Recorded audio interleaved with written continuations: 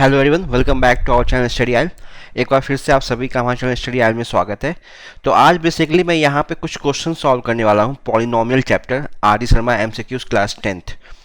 तो मैंने already video upload कर रखा है, लेकिन कुछ लोगों का कमेंट था, कुछ बच्चों का कमेंट था कि सर क्वेश्चन नंबर 8 समझ में नहीं आया, या 9 10 समझ में नहीं आया था, या 15 आपने कंप्लीट नहीं किया है, या ऐसा कुछ भी कमेंट था। ठीक है, देखो बहुत बार ये भी होता है कि गलती हो जाती है। गलती इन सेंस मतलब कि कैलकुलेशन मिस्टेक हो सकता है। मैंने ऊपर क्वेश्चन कॉपी किया, डिजिट्स चेंज हो गए, नंबर चेंज हो गए, या मल्टीप्लिकेशन में गलती हो गई। ठीक है, तो उनको खुद से करेक्ट कर सकते हो, कर लिया करो। ठीक है, जो मैं समझा रहा हूँ उस पर फोकस किया करो। कैलकुलेशन जो मैं कर रहा हूँ वो थोड़ा गलतियाँ हो जाती हैं कभी कभी, तो उस चीज़ के लिए परेशान मत हुआ करो, खुद से सही कर लिया करो। ठीक है, लेकिन हाँ, अगर समझ में नहीं आया तो वो अलग बात है, वो पूछ सकते हो। ठीक है, तो ऐसे ही मैं बस चैप्टर नंबर 2, ठीक है, ये कुछ क्वेश्चन को लेकर आया हूँ जहाँ पे बच्चों को समझ में नहीं आया था या प्रॉब्लम आ रही थी। ठीक है, question number 8, question number 9, question number 10, 14 and 15। Okay, बस मैं यहाँ पे वो एक्सप्लेन करने वाला हूँ। ओके, बाकी क्वेश्चन का वीडियो ऑलरेडी अपलोडेड है। ओके, चलो, तो यहाँ पे हम देखते हैं क्वेश्चन नंबर 8। क्वेश्चन नंबर 8 में क्या है कि यहाँ पे एफ एक्स गिवन है A X square plus B X plus C and has no real roots, मतलब अल्फा बीटा कोई वैल्यू नहीं आने वाली है, और a plus B plus C less than 0।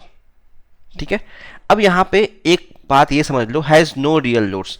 अगर रियल रूट्स नहीं है यानी कि d लेस देन 0 है। अब d क्या होता है, क्वाड्रेटिक इक्वेशन पढ़ रखा है, तो d होता है बी स्क्वायर माइनस 4ac, जिसके बेसिस पे हम डिसाइड करते हैं रूट्स रियल होगा या नो रियल रूट्स होगा, या रियल इक्वल होगा, रियल अनइक्वल होगा। ठीक है, ये d के बेसिस पे डिसाइड होता है।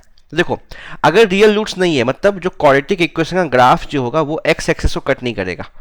अगर रियल रूट्स नहीं है, रियल जीरोस नहीं है, तो क्वाड्रेटिक का जो ग्राफ होता है पॉलिनोमियल ग्राफ, ठीक है, यानी कि पैराबोला, वो कट नहीं करेगा, एक्स एक्सिस को ना कट करेगा ना टच करेगा। यानी कि ग्राफ इस फॉर्म में हो सकता है, ग्राफ ऐसा हो सकता है, ग्राफ ऐसा हो सकता है, ग्राफ ऐसा हो सकता है, मतलब एक्स एक्सिस को टच या कट नहीं करेगा।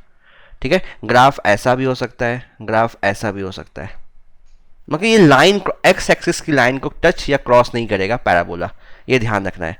ठीक है, फर्स्ट चीज ये हो गया, ये तो हमें मालूम चल गया ग्राफ या तो ऐसा होगा या तो ऐसा होगा, ये मेरे से कुछ भी हो सकता है। या अब इससे कुछ डिसाइड नहीं हुआ कि सी का साइन क्या होगा।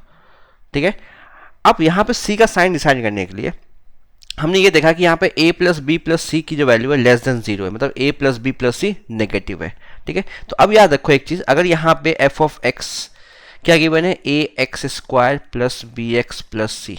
ठीक है, जैसे for example y is equal to, अगर y is equal to 2x given होता, या मैंने ये बोल दिया कि fx जो है वो 2x स्क्वायर प्लस 3x है और प्लस 4 है, तो f ऑफ 1 क्या बताएगा, f ऑफ 1 बताएगा कि जब x की वैल्यू 1 होगी तो ये graph polynomial graph y axis को कहाँ पर कट करेगा, तो y की वैल्यू क्या आएगी, f ऑफ 1 मतलब y की वैल्यू, जब x की वैल्यू 1 है तो हम यहाँ पे 1 पुट करेंगे तो ये क्या आ जाएगा 2 प्लस 3 प्लस 4 यानी कि 9, यानी कि 1,9 पे कट करेगा ग्राफ। 1 ये x बताएगा, ये y कोऑर्डिनेट 1,9 पे कट करेगा। जब यहाँ x की जगह 2 रखते हैं तो y की वैल्यू वो आती है, 3 रखेंगे तो y की वैल्यू आ जाएगी। तो ये बेसिकली हमें पॉइंट्स बताएगा कहाँ पे जब x की वैल्यू 3 है तो y की वैल्यू क्या है। ठीक है, और ये जो y होता है वही वैल्यू होता है पॉलिनोमियल का, यानी कि fx का। तो यहाँ पे A X square plus B X plus C की वैल्यू, तो मैंने 1 रखा, x की वैल्यू 1 रखी, तो ये क्या आ गया, ये आ गया a प्लस बी प्लस सी, यानी कि जब x की वैल्यू 1 होगी तो a प्लस बी प्लस सी ये y की वैल्यू होगी। तो जब x 1 होगा तो एक कोऑर्डिनेट आ गया 1 और एक कोऑर्डिनेट आ गया a plus B plus C, तो y की value a plus B plus C आ गई। क्वेश्चन में क्या गिवन है, a plus B plus C जो है वो नेगेटिव है, यानी कि लेस देन 0। ठीक है, तो ये क्या बताएगा उस समय y की वैल्यू क्या होगी। ठीक है, तो a plus B plus C negative है, यानी कि y की वैल्यू नेगेटिव है। नेगेटिव है मतलब नीचे है। ठीक है, या तो वो कहाँ होगा, या तो इस क्वाड्रेंट में होगा, या तो इस क्वाड्रेंट में होगा, या यहाँ कहीं लाई कर रहा होगा y एक्सिस पे। तो इससे हम क्या डिसाइड करेंगे, इससे हम डिसाइड यही करेंगे कि ऊपर के 3 कर्व तो कैंसिल आउट हो गए, ये तो हो नहीं सकता, क्योंकि इन तीनों केस में देखो, अगर मैंने कर्व ये बताया कि कर्व ये हो सकता है और हमने बोला कि x की वैल्यू 1 है, ठीक है, या मान लो कर्व ऐसा है, ऐसा कुछ x की वैल्यू तुमने 1 रखी, मान लो यहाँ पे x 1 है, तो ये y की वैल्यू हो गई ये, तो ये तो नेगेटिव नहीं है ना, ये तो वाई ओरिजिन के ऊपर है, पॉजिटिव है, यानी कि नीचे हो सकती है। और कर्व ऐसा हो नहीं सकता कि ऐसा कर्व बन नहीं सकता कि हमने x को 1 रखा तो y की वैल्यू ये आ गई, ये x 1 है और ये y, तो ये पॉइंट पॉसिबल नहीं है। क्यों? क्योंकि रियल जीरोज नहीं है। अगर रियल जीरोज नहीं है तो ग्राफ ऐसे कट नहीं कर सकता दो अलग अलग पॉइंट पे। तो यानी कि जो नीचे की कंडीशन है इनमें से कोई एक होगा, ठीक है। तो यानी कि जो ग्राफ है, ठीक है, वो नीचे के साइड है, यानी कि एक्स एक्सिस को नीचे कट कर रहा है, ठीक है। तो अगर नीचे कट कर रहा है तो मतलब क्या बताएगा वो कि सी की वैल्यू 0 है।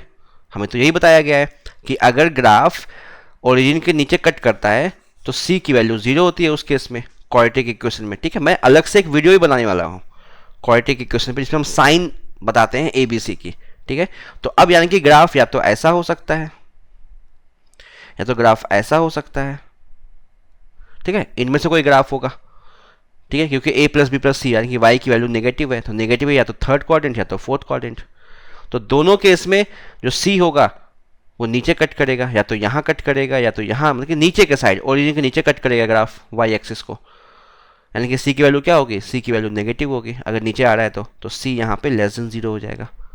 उम्मीद है समझ में आया होगा ये चीज़, ठीक है, आ गई होगी तुम्हारे पास। अब चलते हैं क्वेश्चन नंबर 9 पे, ठीक है। अब 9th में क्या, यही हमें साइन बताना है, ठीक है।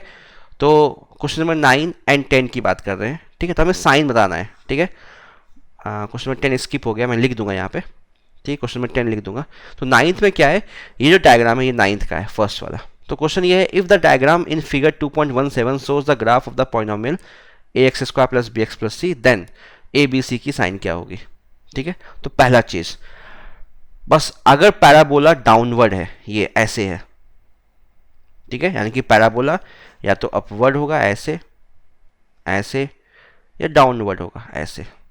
तो अगर डाउनवर्ड है, नीचे के साइड उसका माउथ की ओपनिंग है, तो ए की वैल्यू जो होती है, ए का साइन जो होगा, वैल्यू तो नहीं, ए का साइन जो होगा वो नेगेटिव होगा। तो यहाँ पे ये तो कंफर्म है, ए जो होगा वो नेगेटिव होगा।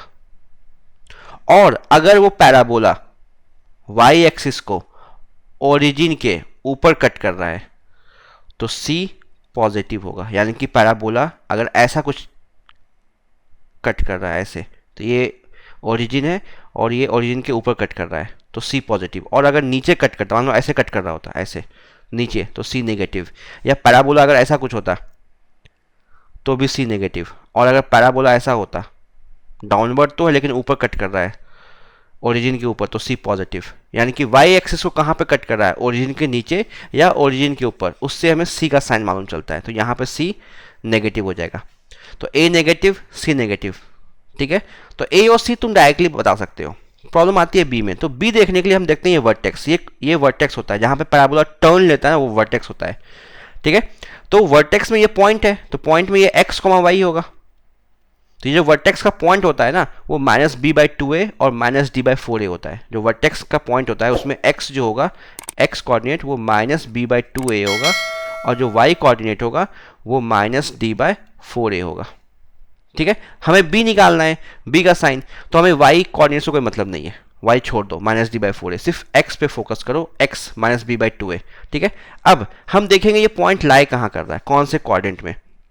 देखो ये पॉइंट कहाँ लाई कर रहा है, सेकंड क्वाड्रेंट में, ठीक है। तो सेकंड क्वाड्रेंट में जो पॉइंट लाई करेगा उसका x कोऑर्डिनेट क्या होता है, नेगेटिव, और y कोऑर्डिनेट पॉजिटिव, मतलब -b/2a जो होगा वो नेगेटिव होगा। नेगेटिव मतलब लेस देन 0 होगा। तो b क्या होगा, पॉजिटिव, नेगेटिव, 0, हमें ये देखना है, ठीक है। तो अब मान लो यहाँ पे a क्या आ चुका है, a नेगेटिव है, a लेस देन 0 आ चुका है, और एक नेगेटिव तो पहले से है फॉर्मूले में, कोऑर्डिनेट में।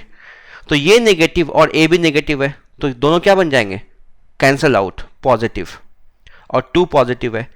तो यानी कि बी, देखो बी का साइन या तो पॉजिटिव होगा या तो नेगेटिव होगा। अगर बी का साइन नेगेटिव हुआ, मान लो बी का साइन यहाँ पे नेगेटिव तुमने मान लिया, तो अगर बी नेगेटिव हुआ तो एक नेगेटिव ये भी है, एक नेगेटिव बी से आएगा, और ए भी नेगेटिव है, तो टोटल कितने हो जाएंगे, 3 नेगेटिव।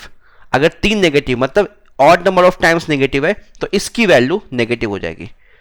क्लियर। अगर मान लो बी पॉजिटिव हुआ यहाँ पे, ठीक है, बी पॉजिटिव है, एक नेगेटिव पहले से है और ए भी नेगेटिव है, 2 पॉजिटिव है, तो एक नेगेटिव ये और ए के साथ एक नेगेटिव आएगा, तो total negative negative cancel out, positive हो जाएंगे, तो ये पॉजिटिव बन जाएगा। तो अगर यहाँ पे बी को पॉजिटिव लोगे तो ये टर्म पॉजिटिव हो जाएगा, हमें तो नेगेटिव चाहिए, तो बी को तुम्हें नेगेटिव लेना पड़ेगा, तो यहाँ पे बी लेस देन 0 हो जाएगा। ठीक है, अब ऑप्शन चेक कर लो, A less than 0, B less than 0 and C greater than 0। तो ऑप्शन यहाँ पे 9th बी मैच कर रहा है, तो sorry 9th A less than 0, B less than 0, C greater than 0। Option B नहीं, ऑप्शन ए मैच कर रहा है, ए यहाँ पे करेक्ट हो जाएगा। क्लियर है। अब एक क्वेश्चन और देखें, क्वेश्चन नंबर 10। ठीक है, मैंने डाला नहीं है, मैं यहाँ पे लिख देता हूँ। क्वेश्चन नंबर 10 में क्या था हमारे पास, तो क्वेश्चन 10 का ये ग्राफ गिवन है। ठीक है, क्वेश्चन नंबर 10 का ये ग्राफ गिवन है और ये कह रहे हैं कि अगर वही सेम बात है, एफ एक्स गिवन है A X square plus B X plus C.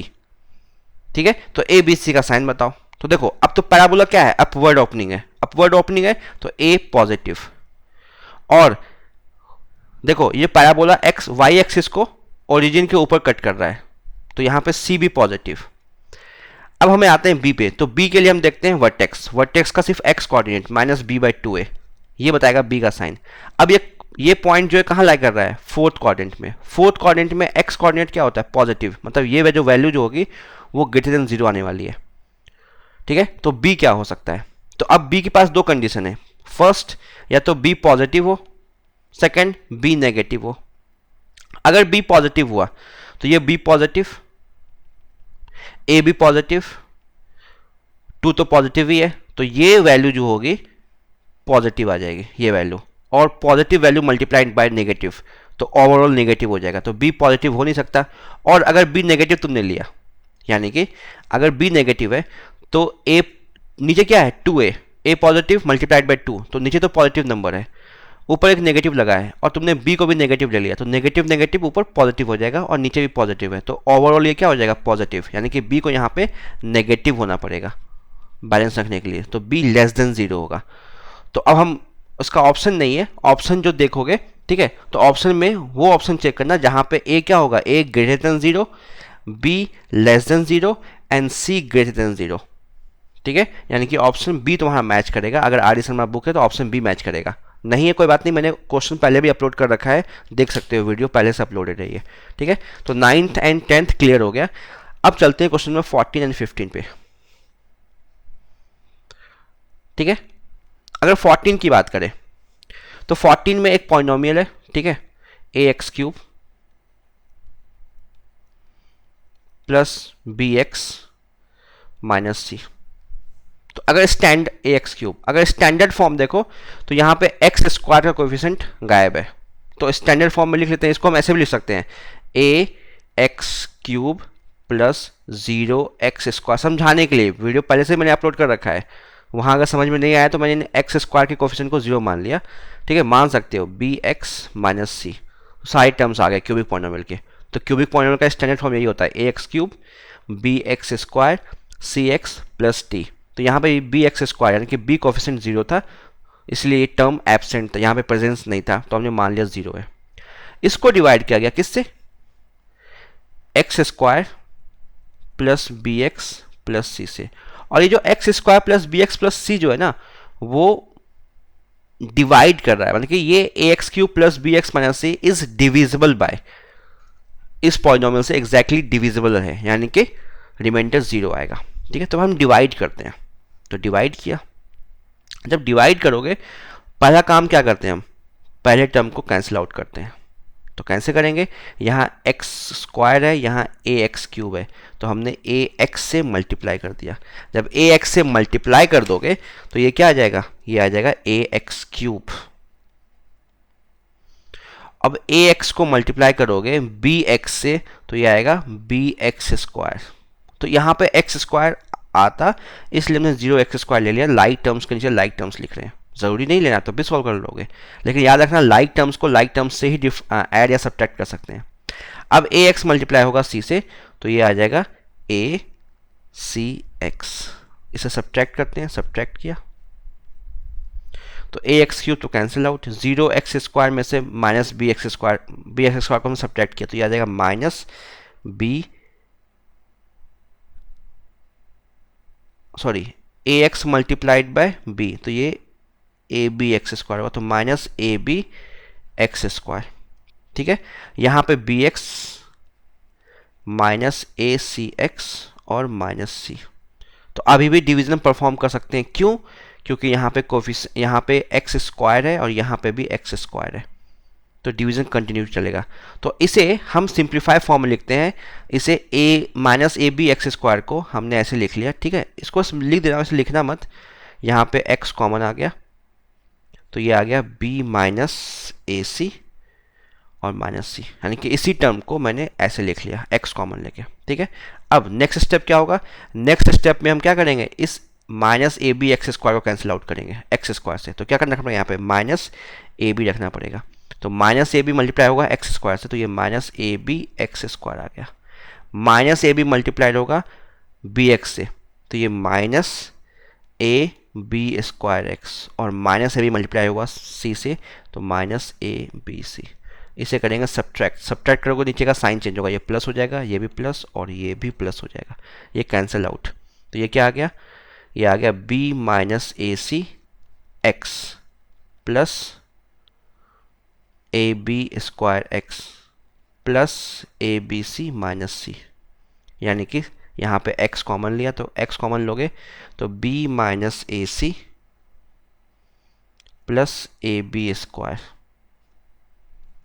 x, और यहाँ पे constant A B C minus C, ये कांस्टेंट है।